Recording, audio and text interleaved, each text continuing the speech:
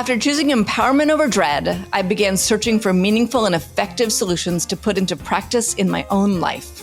Progressive Hedonist is a podcast to share the ways we can take on climate change through food and joy. On days when this seems completely impossible, this podcast is a reminder that each of us can make an impact. I'm Dana Cowan. Join me in conversations with thought leaders like Alice Waters, Andrew Zimmern, Dr. Ayanna Elizabeth Johnson, and more. We can learn together what is possible. You can listen anywhere podcasts can be found and join the conversation on Instagram at progressive_hedonist.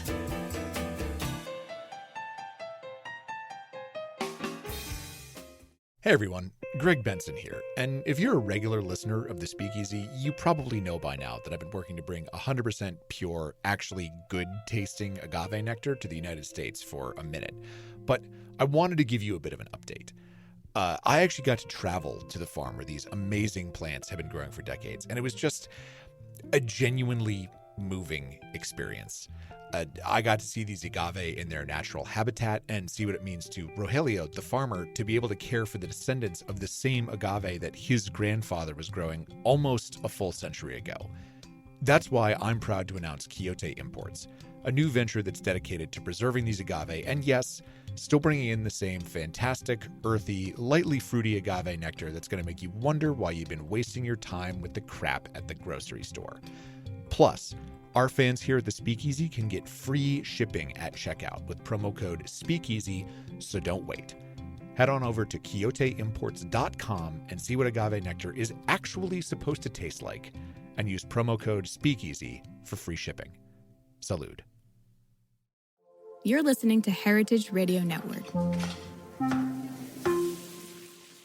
So you don't charm the devil with your rock and roll load. Knows that country music's gonna save your soul. The devil runs his groove in them rhythm and blues that sand.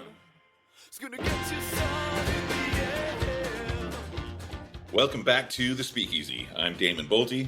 And I'm Greg Benson. And I had something fun happen to me this weekend, Damon. I got a really cool opportunity. I got to go out to the original home of Laird's, which if you're a regular listener on this show, you know that one, we're huge fans of both Laird's and Lisa Laird Dunn on this program. And that they are the oldest continually operating distillery in the United States. So it was really, really cool. I got to go and see Internal Revenue Service bonded warehouse number 1 in the entire country, which is really nifty. Got to try a lot of really, really amazing stuff that they're working on out there. Got to see a great talk from Dr. Nicola Nice, who is, as we also know, a friend of this pod. But something fun and interesting happened to me out there because I ran into Nicola and she said, you know, Greg, on the intro, and I'm sorry about this impression, Nicola. I preemptively apologize. She's like, you know, you said on the podcast last week that you don't talk about politics, and yet you talk about politics on the show all the time. And first of all, I was touched that people actually listen to the show in real time. But it also kind of made me realize, like, yeah, I think when we recorded last week, we were like a little bit shell-shocked. At least I was. So I did want to kind of add one thing, and this is not prescriptive. Like, I'm not telling anybody what to do or how to feel. And I think that if you are processing your feelings by doing that, you should maybe chill out a little bit, perhaps just take it from here to here. But one thing that I just kind of wanted to say is the most satisfying definition I've ever heard for what love is that love is what sticks around when like goes away. I just kind of want to remind people that it's very, very possible to love the United States of America, even if you really don't like it very much right now. Like, think about the people in your life that you love. Think about all the times that they've pissed you off and you've just been like, ugh. That's kind of where I'm at right now. And I think that it's not conflicting. In fact, that I think it is a strengthening thing to have in your mind that you can feel that way and still be like, but this is a fundamentally good experiment in pluralistic democracy that is worth rolling up our sleeves and fighting for. So that's it. Now, there you go. I'm not going to talk about politics on the show. Sorry, Dr. Nicola Nice. Yeah, sorry for all of that. Sorry for the impression of you, and thank you for being a listener. I hope that this hasn't dissuaded you from listening the day that this comes out ever again. But Damon, you've also got something fun coming up this weekend on Yeah, I'm the the silver lining opposite guy. coast, right? Yeah. I'm one of the Yeah. Come silver on, lining come on in here, Tigger. Be the silver lining now that we don't have our Eeyore and I'm having to fill in. Yeah, exactly. Yeah, so as you might know, I've been working with King Floyd's Bitters out here in California for the majority of this summer and I guess a little bit into the spring too. But it's a great local company. I don't know if many people know this or if Sother wants me telling this, but we make his bitters. We're the co-packer for Sother's Driftwood bitters and Garden Party bitters. So he's not here to defend himself or tell me to shut up. But anyway, we're having a cocktail competition this Tuesday in Fairfax, California at Maxx 19 Broadway. And it's called the King Floyd's Bartender Battle Royale. So there's going to be a lot of local bartenders there representing their businesses, distilleries, bars, restaurants. It's going to be a lot of fun. So that's going to be Tuesday night. So I'm really looking forward to it because this is the first cocktail competition I've put on since before COVID. Oh, damn. Yeah, and so it's really cool because it's something that I think we had this competition last year, and I was a judge on it. And the thing is, I, we wanted to do it differently this year, and I wanted to make sure that it was like a head-to-head bracket kind of battle. And I was like, you know what, that sucks. Let's just have everyone. Let's turn this to more of a social thing. So it's more of a batch competition. Like a batch punch kind of competition with the bitters and our syrups and things like that. And we have some local distillery sponsors. And so that allows everyone to actually be on stage at the same time, essentially. I just think it's That's awesome, more man. fun, like rather, because then also, if you're resetting the bar every time two bartenders come up and, it's like, it went on about twice as long, if not longer, last year than it should have. So this will be like really tight, and it'll be an opportunity for people to actually talk with the guests at the event. And that's the cool thing is that the guests, it's a people's choice kind of situation. So every guest has a ballot, and then they vote for their favorite, and then there will be us judges will also be handing out some prizes as well. So it'll just be a really fun time, more networky, more social than a direct competition. So I think that's what we need right now anyway, just like, yeah, no, I love be that. around And I each love other. the idea of kind of rethinking, rejiggering our whole thinking of like what a cocktail competition is, like, can we Yeah. take out the, the actual competition and still leave like the community and the fun and the like making cocktails for your friends aspect of it. I think that's really cool, man. Yeah, and another thing about that is like they're going to be small, like 1 ounce samples. So you can't lean on glassware or garnish. It's got to be like, think about it like as an RTD. It's like whatever's in the container is like what you get. So, I think it's pretty cool, and it's very like evens the playing field. It's like it comes really down to taste. And also everyone's allowed to like decorate their stations with their decor of their bar, restaurant, anything. So there's a little bit of a visual garnish. So yeah, but That's awesome, man. And speaking of decorative, I have to ask this because if you make Sother's bitters, are you ever tempted, like one in every like 1,000 bottles that comes off the line? Are you ever tempted to write a little like "Hi Sother" on there in a Sharpie, or do like what people do with the $1 bill where they take like a B and an R on either side of the one so it says boner? Like, are you ever tempted to do that? Like just once, like one in every 1,000 to his bottles of Driftwood, or is it? How great of a temptation is that to overcome when you're at work? Well, actually, it's every 1,000th bottle. I don't think he knows this, but it's actually replaced with Fernet Branca. And Damon personally kisses that bottle on the lips before he puts it in the box. Exactly. Oh, that's awesome, man. Well, glad to hear that that nature is healing out there on the West Coast. And we've actually got a really cool guest in the studio. We have a little kind of East Coast, West Coast thing going on here today. And joining us from even further away from that, we have Shavinraj, who is the kind of the head beverage person in general at Maxx Bodrum Resort out in Turkey. And I'm looking over your shoulder right now. The sun is down. I'm looking at the sea. It looks beautiful. So I just want to start you off, Shah, with a very simple yes or no question. Do you have the greatest job in the world? Yes or no? Yes, I do.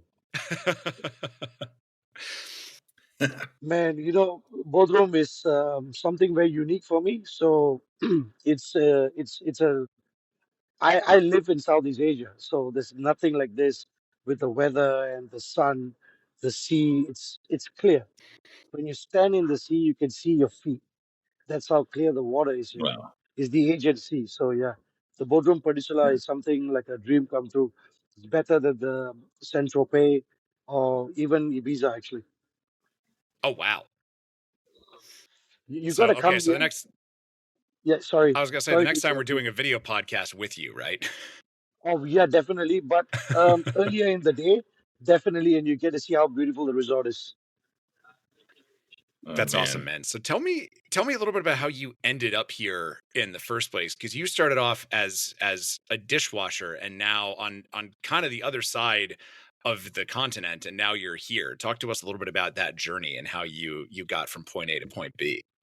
Oh wow! So I was studying for mass communications in school in Singapore. I'm Singaporean, and it was a part-time gig I did at Swiss Hotel in Singapore as a dishwasher. And then from there, I moved to the kitchen because my chef was like, "No, you're local. Why are you doing something that the foreigners do? So come in, let me teach you how to cook." And that went on for about 2 years. And then my F&B director came and said that I talk too much. I shouldn't be in the back of house. And then I started my journey as a barback from being in the kitchen for 2.5 years actually. And I was the highest paid barback in Singapore at the point of time, getting the salary of a junior sous chef. And then my bar journey started from there. And then I worked with Ministry of Sound in Singapore. There we opened the first Ministry of Sound. And then I started dwelling back into restaurants, working alongside chefs and creating beverage programs based around my knowledge of food. So if you see a lot of the cocktail programs that I do, you see a lot of the finesse of what kitchen chefs do as well. So a lot of sustainability, minimal waste programs and stuff like that. So from there, fast forward, I lived around the world a lot. And then I called Thailand my home for 8 years. I was working with Joseph Borowski there in Thailand with the Iron Ferries project, even with the J Borowski bar as well. And then I started opening my own bars and my own restaurants.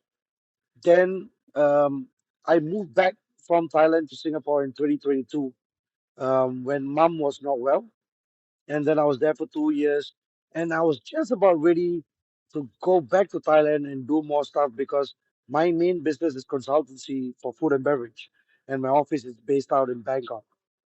And then a friend from Bodrum called me and was like, "Hey, got this great project here, and I'm looking for someone to consult." So I said, "Okay, let's do this project. Let me see how I can hire staff for you." And then after 2 months, I saw the opportunity of moving there to actually create something that has never been done in Turkey before. Because Turkey, everybody knows about the food, but the beverage was always getting a backseat. So I had this opportunity to showcase how great the industry here is, and I wanted to showcase by moving here and starting on a project with Maxx Royal Bodrum. Man, that's That was long, it's wasn't it? fun how things just fall in your lap like that, huh? Yeah. Man, I I'm left kidding. out the bad You work part, very right? hard for it. I left out a lot of the shitty stuff. So yeah, I I was just gonna say mentioned the good stuff. that's great, man. Yeah, and Jay Borowski is, obviously he's a friend of the show. I jumped behind the bar in Bangkok when I was there last time Oh, nice. uh, at his spot, and then we did a COVID video thing. I think it was like 4 a.m. here, and it was just like Okay. in the back. Yeah, that was at this. I believe that was the Singapore bar, if I remember Okay. correctly. It's been a while. I was drunk. It was 4 a.m. But but yeah, like I've never been to Turkey, and I've always wanted to go, and like now I've got a one hell of a reason to go. Um, so I mean, you started consulting there. Are you planning on staying there for a while? I mean, it seems like So you're I really started in off, love with it. sorry, I started off as consultancy, but I now work full time for the resort as a group beverage Okay. manager. So they do have two resorts in Antalya, which is all inclusive. It's a very common practice for resorts in Turkey to have all inclusive projects, especially in seaside towns. But Bodrum was different because we did a bed and breakfast concept. Mm. So it was something new for the company, and they wanted to get the best people on board.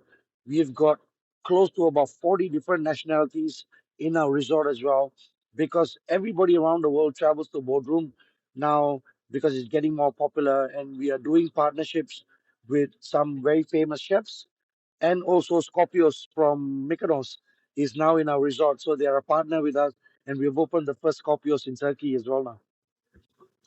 Wow. Yeah. Wow. And So did you tell say us a that? little bit about that project. Like, how did that come to Yeah. pass?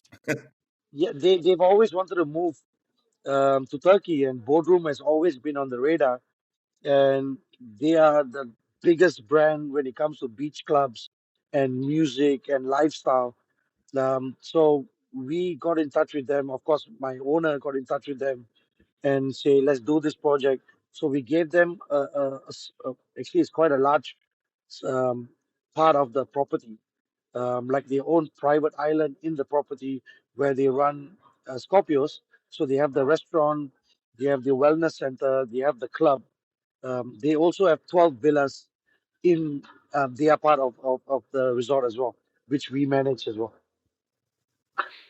That's wild. So this kind of brings up something that I was excited to talk to you about on this show, because I think that some of the best bar concepts out there are transportative, which isn't to say that you don't have to, go full miracle to make your space feel like you're stepping into kind of like a different world, or you don't have to hide it behind, I don't know, an old portrait at the end of a hallway. Not to say that those aren't cool tricks or anything, but even spots where you can just kind of walk in, you get to feel like you're in this sort of rarefied space for a while. And what you're doing out there at Bodrum seems like it's that times a million, because resorts like this feel like they have to be that transportative aspect 24/7 about everything. So how much of a Correct. hand do you sort of personally have in, I guess, that overall vibe, that different vibe that this place creates, and what's it like to sort of curate and maintain that? So we have, besides Scorpios, we do have Spargo here. So Chef Wolfgang's restaurant is also here. We also work with Caviar Caspia, which is a very well-known brand for caviar. And it's now the property in Bodrum, the restaurant in Bodrum is the most expensive restaurant in Turkey now. And then we Nice. also have Oro by Chef Alfredo Russo, which is one Michelin star. But then we also wanted to create our own brands. So we have the local Turkish restaurant, we have our own patisserie, we have our 24-hour restaurant, which has got a world menu, but also more fun way of doing Turkish cuisine as well. And then the main thing is Casasol. Casasol is our own brand where it's Hispanic Latin cuisine, and then we have a great bar program there. So I do every beverage menu for every venue different from each other. And I'm also very involved in the events and how the vibe is created in terms of bringing the kind of music, the kind of vibe to each party. So the bands and the entertainment still go through me, even though I'm just in charge of beverage. So I think I hopefully answered the question with that. No, definitely. I mean, it sounds like it's you sort of have a hand in all the aspects of creating this sort of experience that is Bodrum. Is that fair to say? Yeah, I do. But at the end of the day, it is a team effort. So every aspect, not just food and beverage, every part of the resort actually plays a big part in bringing that experience to the guests. At the end of the day, it's about the guest experience. And we call ourselves ultra luxury, but we are always trying to push the boundaries to bring that extra wow factor to all our guests. That's awesome, man. And I'm not trying to put you on the spot here, but I kind of, I do wonder sometimes with this so much discourse that we're having in everywhere about like, you know, class and, the 1%, et cetera, et cetera, et cetera. I guess I sort of want to ask, like, is there a way in which you see this as kind of like a necessary escape for people, or I guess a sort of, what is it like to operate at that very sort of like high level for you?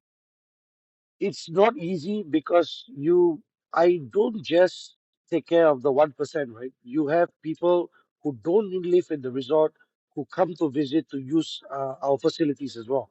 Like they come to try the restaurant. So we take care of people from all walks of life. And you do get a lot of difficult customers, especially when they're too rich, right? And you just need to find that balance on how you tackle different type of customers. And I'm still finding my footing, right? Because this is something very new to me. I've taken care of rich people before, but the rich I see here is crazy. I was just telling Damon that Bill Gates comes to Bodrum every season, and like this season which just ended, you see his ship. It's not a yacht. It's a ship that goes around the Bodrum Peninsula. So yeah, you it's new to me, and yet still very manageable. But you're always finding something new every day that you learn, and you just pick it up from there and move forward, I think. They're people. They're everyone's. It's something I learned, in New York. It's like when you're serving like celebrities and stuff. It's like they just want to have a drink and food too. They want to geek out as much as we do about the Mm. restaurants and the cocktail bars, and but sometimes they're not allowed to go there because there's a bunch of paparazzi and things like that. But it's when it comes down to it, we all have to eat, right? And Hmm. we Yeah. want to eat the best food. So, But the thing about the resort is really, I like looking at photos of it. In It's like this big crescent moon shape, right? So it's very reminiscent of the flag and stuff like that. But it's the water. It's like it's the bluest blue I've ever seen. it is. It is. It is. It's like turquoise, and um, it's just a neat kind of shape resort. And it has a big pier that goes out into the water. Like, what are some of the activities? Like, do people like? What are some of the activities outside of the resort or like out on the ocean? Do people go like surfing or like Mhm. just like catamarans or like what kind of stuff do people do? So in the resort itself, we have tailored a lot of activities for guests in the resort. We have got the number one spa program in Turkey now in our resort. Cool. We just had the World Spa Awards, which I didn't even know existed. And then we got awarded as the best spa in Turkey. Well, It's that's a got nice way to find everything. out that award exists, isn't it? By winning first Yeah, place. exactly, exactly. And we have that spa program. We have pockets of space where we work with a lot of local artists and foreign artists. So the whole resort is a work of art. We have our own art gallery.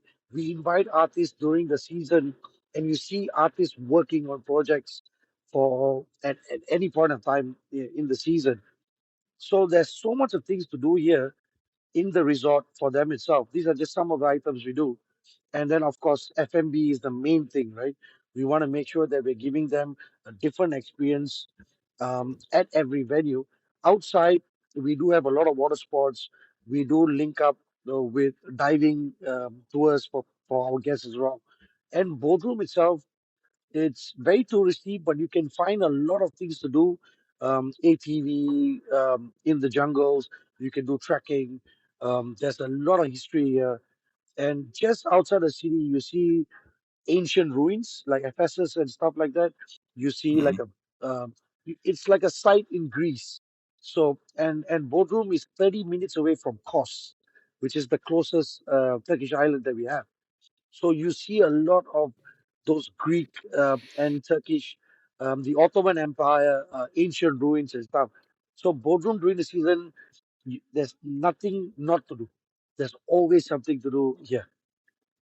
Cool. So I had to admit, I came in a little cautious to this interview, and I told myself I wasn't going to use a word that you just used, which was touristy, because Yeah. I don't go into these interviews trying to piss my guests off, and I was worried that if I mentioned that would perhaps strike a nerve, and I don't want to do that. I'm a nice guy, but it seems like you have kind of a healthy appreciation for like, okay, this is sort of a created experience, but then there's also something outside, off campus that you can do that is, these ancient ruins that are just a very visceral, real experience that you can have with the local culture. And one, I just want to say cool. And second, I would love to hear a little bit how you think that mindset of balancing those two things kind of affects the work that you're doing in the beverage program. Man, like there's so much of things I can talk about the beverage program. And in Turkey, because they never really concentrated on alcohol, it being a Muslim country, but it's still a very liberal Muslim country, right? People still very open to alcohol here, and there's no access to a lot of things. So I don't get access to liqueurs or bitters and stuff like that. So I'm making my own liqueurs in the resort. I'm making my own bitters in the resort with local produce. And I'm doing my travels. I'm bringing ingredients from overseas and I'm trying. And we have our own little lab and stuff like that. So we do that. So we have this vast array of guests that come in, and I want to make sure that everything that we do has got something for everybody. I want it um, to be available to everybody at any time. We don't say no. We try our best to accommodate to every guest to what they want.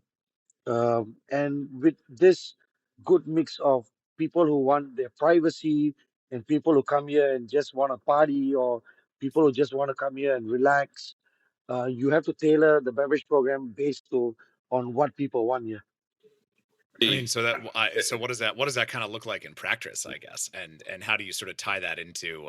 Right. I'm also wondering a little bit about kind of the foraging that you do and how you kind of tie that into the landscape that you have there. So we were meant to work with a farm called Barbaros Farm, and then we realized we have this beautiful property and we grow our own herbs in the resort. So everywhere you go, you smell rosemary or lavender, you see pomegranate trees, you see lime trees, you see lemon trees, orange. The Bodrum Satsuma, it's our version of the Mandarin orange, which is pretty sour, unlike the Mandarin orange in Asia. So then I was like, why do we have to go out and do it when we can grow it all in house? So then we started our farming project in house. So most of what you see is forage in the property. From everything that you see, I make from the juices to the herbs and the spices, everything come in house. So it makes it easier and it gives people an experience. I get a chance to walk people around the resort when I do get the time, first of all, and then I show them what is it that we do and how we try to be as sustainable as possible, because we are still way behind here when it comes to zero waste program or sustainability. But Maxx Royal actually fights very hard. All our properties fight very hard to be as sustainable as possible. So we go in line with the brand standards and try to keep a minimal waste program. I reuse items from kitchen waste and from other bar waste and reuse back into another bar program from another restaurant. So yeah. That's great, man. I mean, it's one of those things where eventually we're all going to be there. Hopefully, fingers crossed. Um, but I can't say that. I will personally invite both of you all for a shift, Yeah, if that works. I would love to. I've been meaning to get to Turkey. The closest I've been is like probably Santorini. But the also I'm a big Ancient Aliens fan, and there's a lot of ancient ruins to see, like Göbekli Tepe and Nemrud, and there's some crazy stuff there. So like Yeah, I'm definitely coming out to visit, and I will do a shift with you or Yeah, for man, you. I would love to have both of you all out to come out. If you guys want to come, we can work out something for sure. Nice. Hell yeah, man. So what's I mean, you had me convinced before, but hearing about like the rosemary and the lemon trees, I mean, it even smells nice. It sounds like yeah, so. No, Yeah, I'm down. it is. Trust me. yeah. So what's our timeline so we can put it on our calendars? No, I'm kidding. We'll Man, talk about that. so the season starts from mid-May until October, the mid of October. Okay. So we can slot you in. The busiest period is July and August, and yeah, we can work around something for sure. I Well, can pull I'm some pretty strings rusty here and right there. now, so I might need to go in like a slightly off season, just so I can keep up. But yeah, man. Yeah, So like Actually, spring training. You know, yeah, build your chops up. yeah. yeah, actually, by right, like, you know the what's his name? Uh, Robichek, who runs Side Hustle and Nomad and stuff. So Hmm. he's going to be coming to the resort. But in January, I'm going to go to his property in London to do a side hustle.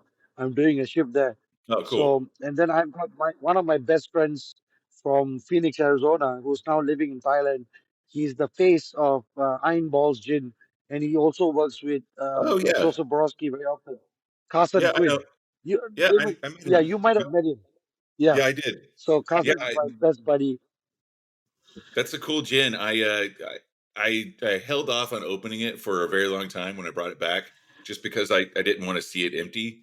But Mhm. like, and I knew I was gonna have a hard time getting another bottle of it. But yeah, it's like a pina colada gin, basically. Yeah, It's exactly, exactly. pineapple and coconut. And it won And best gin in the world. we actually trying to bring it in now into Turkey. So that comes with Carson as a package as well to the shift. So we can tie it all up and take an all-American takeover in Bodrum, huh?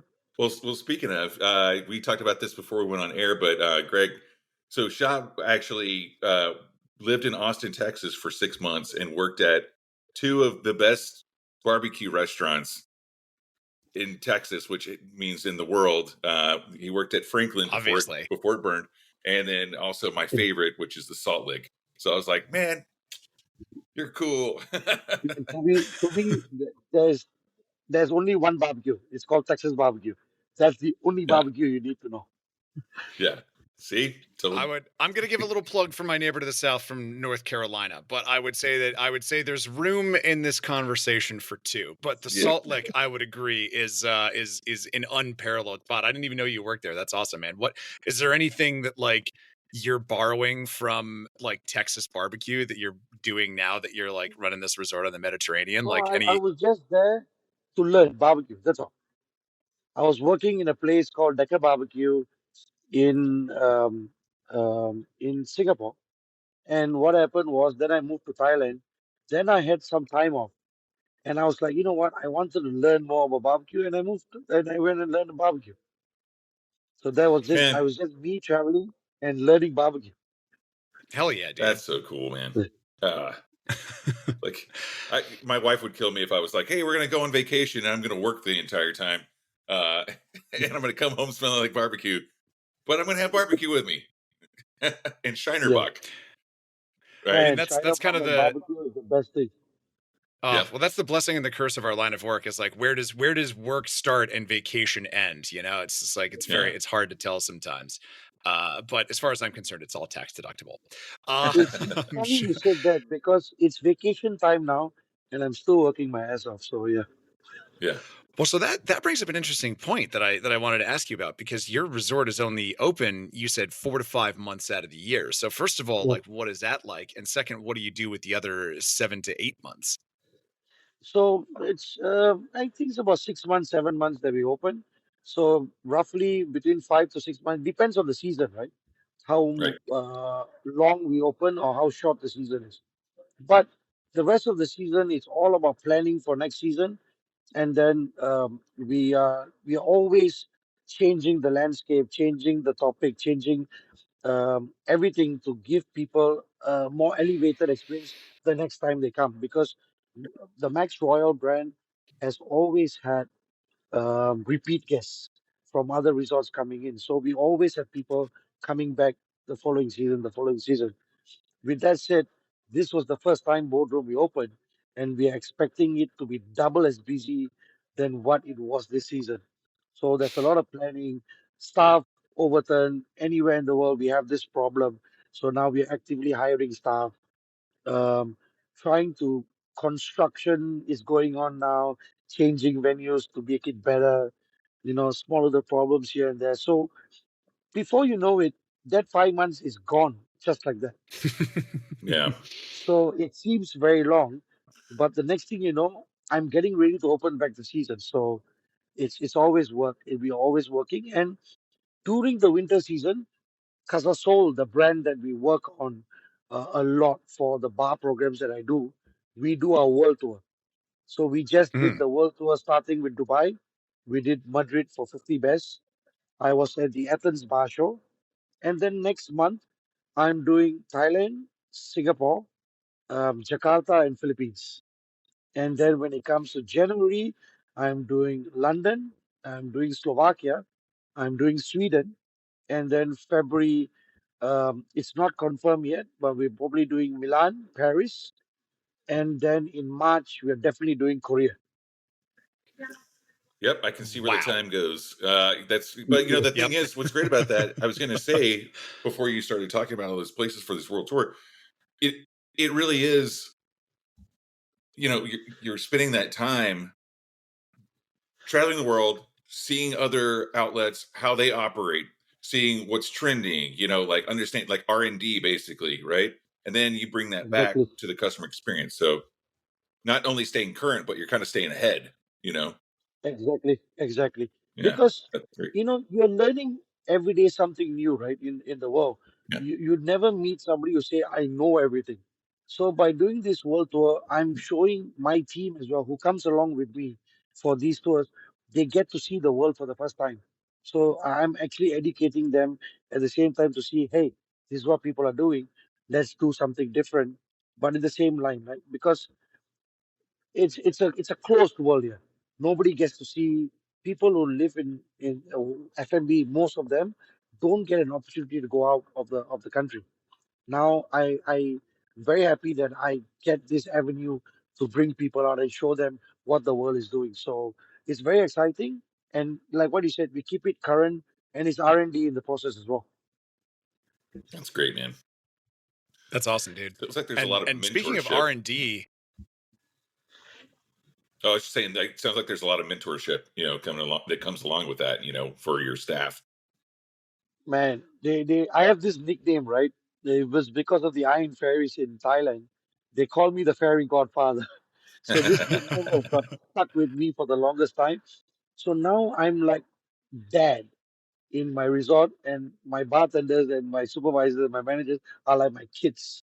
So Yeah, it's that mentorship that, and yeah, like I've never seen myself in that light before, but it's new to me as well to be that father figure now for them, showing them the ropes, showing them how to do things, and reprimanding them when they are not supposed to be doing certain yeah. things.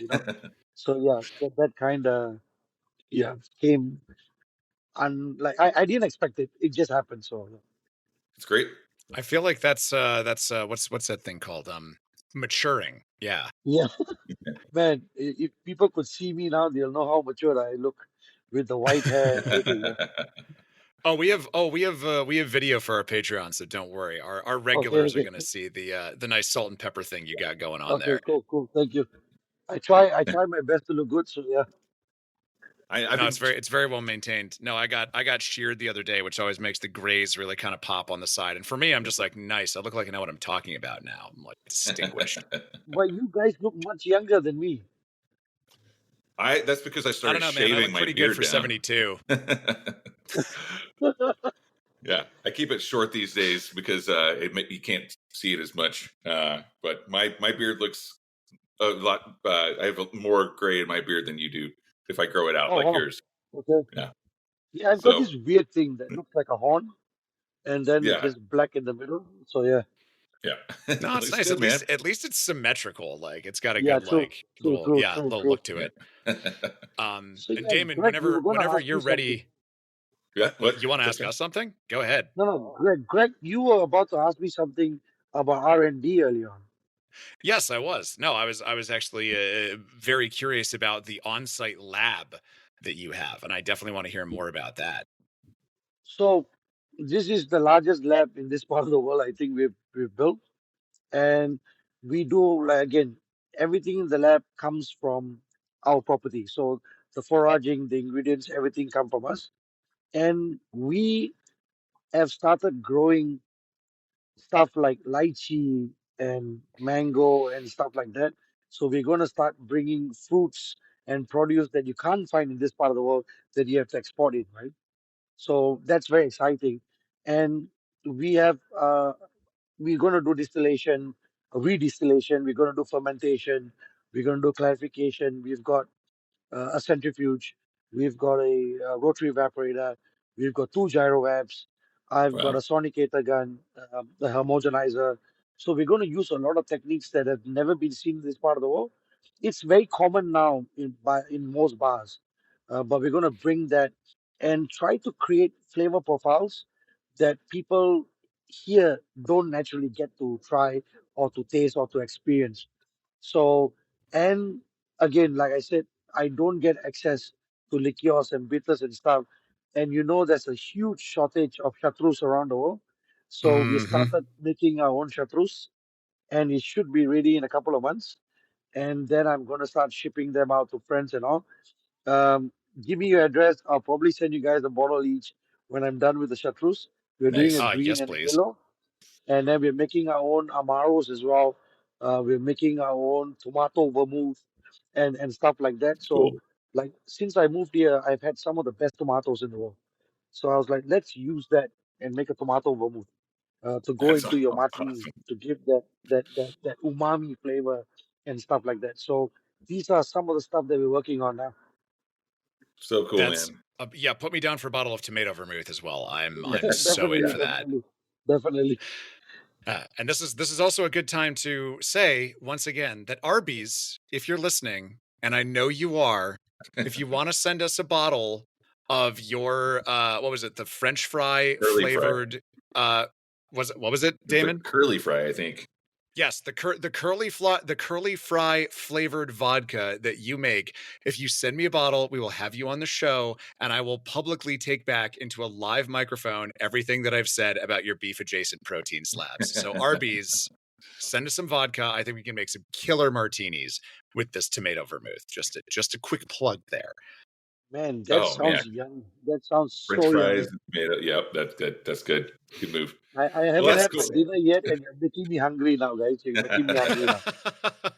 Well, it's lunchtime for me, it's dinner time for you, and it's breakfast for Damon. So that works. We Yeah. can all Oh, wow. break and go have some hash browns after this. Of course, of course, Yeah. of course. So where do you go from here?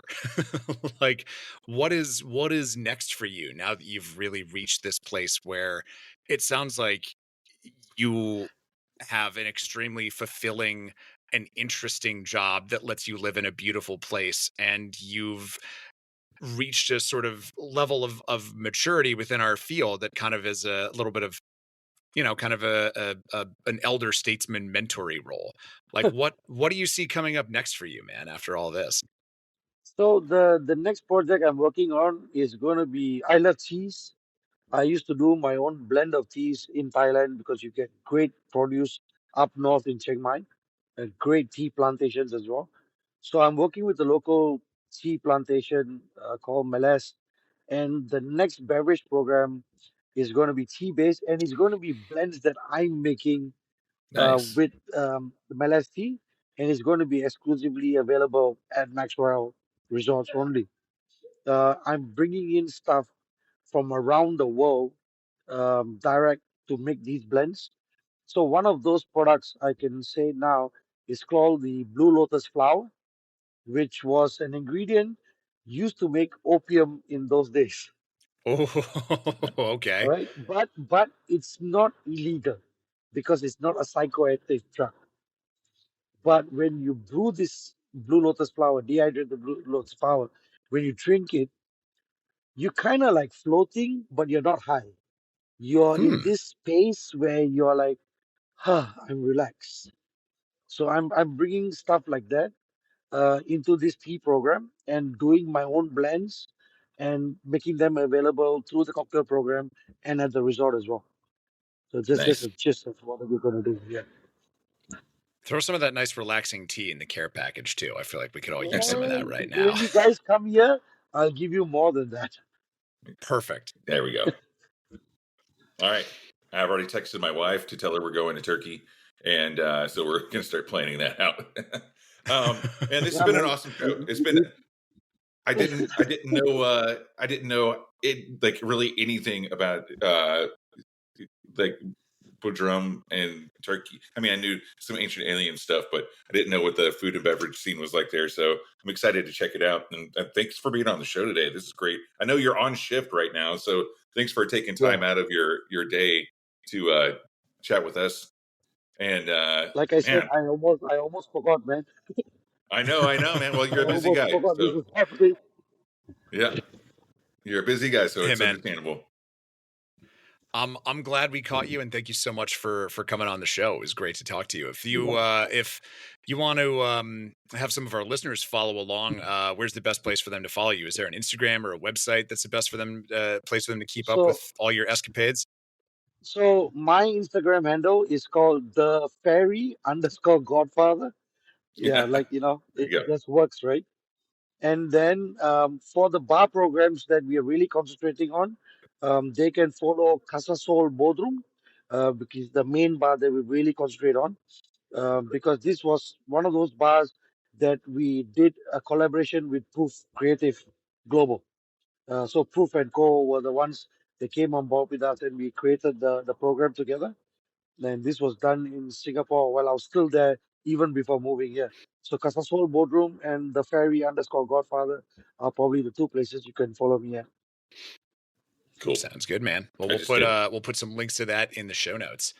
And thank you so much for taking some time out of what looks like a beautiful night on the Turkish seaside to chat with us, dude. It was fun having you here. Thank you. I really enjoyed this, and I'm glad I didn't miss this. And I can't wait to see both of you all in Bodrum, actually. Oh yeah, it's a date, man. We'll see you there. If you really had to twist our arms, but you made a compelling case, so we'll be there. Well, hey, that is going to do it for us this week on the Speakeasy. But if you want bonus content, guest recipes, and more, you can sign up and become a regular on our Patreon page. Our regulars get access to sponsor-free listening, video podcasts, cocktail recipes from all of our guests, bonus episodes, and I don't feel like we talk about this enough, actually, because we hit record in the studio before we actually go live. So there's all kinds of really great behind the scenes outtakes that we have, but that don't make it onto the show. So if you want to hear what's going on, all the secret stuff that we're talking about, all the, the really good tea, the Blue Lotus tea, sign up and become a regular on our Patreon.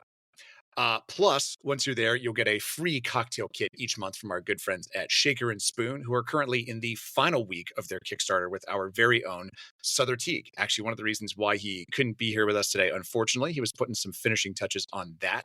But that means that this is your last chance to be one of the first people to try Wheelhouse Bitters. That's a collaboration between Amore and Margot and Scrappy's, and it's been in the works for over a year. It's got lots of orange and cardamom flavors, so it's perfect for the holidays. So get on it. I actually asked Sother if I could try some in advance, and he told me no. So it's that exclusive. So go and get yours before I do at the link in our show notes. And of course, be sure to tune in next week when our guest is Sergio Mendoza from Cierto Tequila, who's going to be talking about some of my favorite stuff in the world, which is obviously tequila. We'll catch you then. But until next time, cheers, everyone. Cheers. So you don't charm the devil with your rock. The Speakeasy is powered by Simplecast. Thanks for listening to Heritage Radio Network, food and drink radio supported by you. Keep in touch at heritageradionetwork.org/subscribe.